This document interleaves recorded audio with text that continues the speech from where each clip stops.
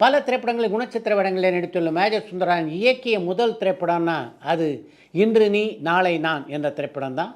அந்த படத்தை அவரோடு இணைந்து தயாரித்தவர் பழக்கற்பையா. இன்று நீ நாளை நான் என்ற கதை தோழர் பாலன் எழுதிய கதை. அந்த கதையை பற்றி மேஜர் சுந்தரராஜனுக்கு முதல் முறையாக எடுத்து சொன்னதே பார்த்தீங்கன்னா பழக்கற்பையா தான்.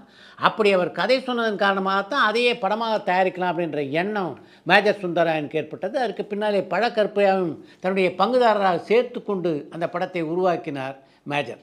அந்த படத்தை பொறுத்த வரைக்கும் மிகப்பெரிய வெற்றி படமாகவே அந்த படம் அமைந்தது. அந்த படத்தில் முக்கியமான கதாபாத்திரத்திலே சிவகுமார், லட்சுமி, ஜெய்சங்கர் போன்றவர்கள் நடித்திருந்தார். அந்த படத்தில் மிகச்சிறப்பாக நடித்திருந்தார் லட்சுமி. அந்த படத்தினுடைய வெற்றிக்கு லட்சுமி ஒரு முக்கியமான காரணம் என்பதை மறுப்பதற்கில்லை. அந்த படம் ஓடி முடிந்ததற்கு பின்னாலே ஒரு முறை லட்சுமியை சந்திக்கக்கூடிய வாய்ப்பு பழக்கற்பையாவுக்கு கிடைத்தது. அப்போ அந்த படம் பிரமாதமாக ஓடியதை பற்றி லட்சுமியிடம் பழக்கற்பையா பேசி கொண்டிருந்த போது, பார்த்தீங்களா அந்த படத்தினுடைய கதை இருக்க, அது அப்படிப்பட்ட ஒரு அற்புதமான கதை, மேஜர் சுந்தரராஜனால் கூட அதை கெடுக்க முடியல என்றாராம் லட்சுமி. அப்படி சொன்ன அவர்கிட்ட மேஜர் சுந்தரராஜன் இதை கேட்டார்னா நொந்து போயிடுவார் என்று பழக்கற்பையா சொல்ல, அவர்கிட்டே நேராக நான் சொல்வேன் என்றாராம் லட்சுமி.